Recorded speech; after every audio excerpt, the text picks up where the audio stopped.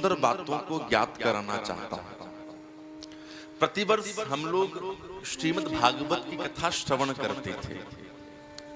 श्रीमद् भागवत पूज्य व्यास जी के द्वारा रचा हुआ ग्रंथ है, मूल भागवत, जिसको वेद भाषा में, वेद वाणी में श्री व्यास जी ने उसकी रचना की है।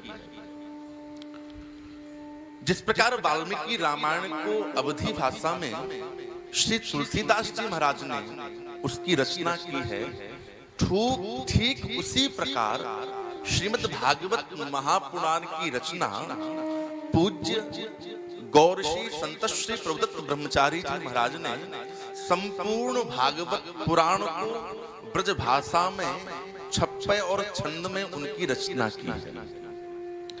जो आप लोगों के हस्तकमल में ग्रंथ है वो कोई साधारण ग्रंथ नहीं है। आप ध्यान दीजिएगा, किसी साधारण कवि की रचना नहीं है वो। श्रीमद् भागवत महापुराण जो संस्कृत में है, बिल्कुल उसका अनुवाद छप्पे में पूज्य सदगुरुदेव भगवान ने किया है।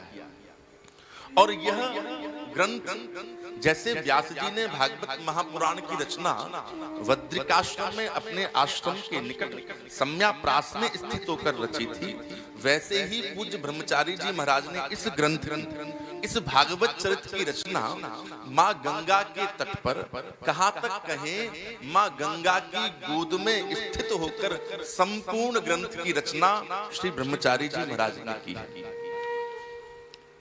आप लोग कहेंगे भैया जी ये ग्रंथ कपोल कल्पित तो नहीं है, क्या पूज्य महाराष्ट्री की मन की रचना तो नहीं है, क्या गुरु के आश्रित होकर इसकी रचना की गई कि नहीं की गई? तो इसका अध्ययन और इसकी जानकारी बड़े बड़े महापुरुषों के श्रीमुख से प्राप्त होती है कि पूज्य श्री ब्रह्मचारी जी ने जिस ग्रंथ की रचना की है, इस ग्रंथ की रचना करने का आदेश देवर्षि नारद ने ब्रह्मचारी जी को प्रदान किया। प्रेम से बोलो।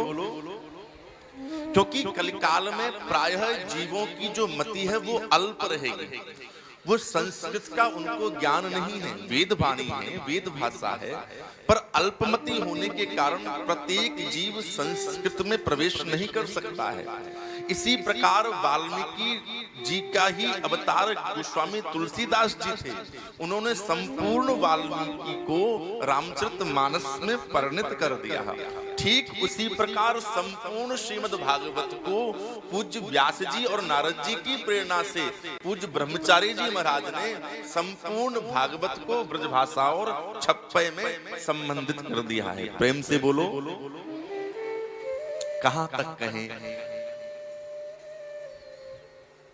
मुझे पूर्ण विश्वास है इस भारतवर्ष में ऐसा कोई भी वक्ता नहीं होगा जो श्री सदगुरुदेव के ग्रंथों से परिचित ना हो।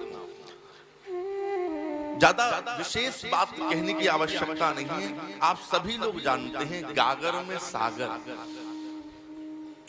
संपूर्ण भारत में जितनी भी व्यास पीठे हैं, बड़े से बड़े वक्ता, उद्भट विद्वान, छोटे से छोटा वक्ता भी श्री ब्रह्मचारी जी के महाराज के ग्रंथों के दर्शन करके ही बोलता है। पूज्य देवरा बाबा तो कहा करते थे अपनी बिहार की वाणी में, और बड़ी मीठी वाणी बोलते थे, बोले बच्चा जिस घर में ये ब्रह्मचारी जी का ग्रंथ रहेगा ना, वो घर घर नहीं वह तीर्थ हो जाएगा। जब संगम माघ में बाबा देवरा बाबा जाया करते थे, अपने मचान पर माघ में कुंभ में बैठा करते थे, तो आशीर्वाद के रूप में जितने भी भक्त उनके पास आते सबको यह ग्रंथ प्रदान करते, बोले बच्चा इसको पढ़ो, जीवन धन्य हो जाएगा। अद्भुत ग्रंथ है, अद्भुत।